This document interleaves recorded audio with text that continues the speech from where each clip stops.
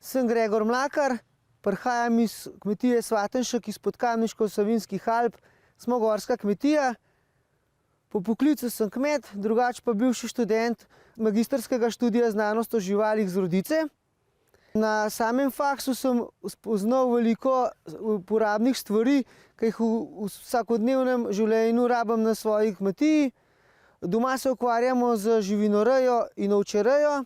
Od goveda imamo cikasto govedo, ki je slovenska avtohtona pasma, primerna za naš teren.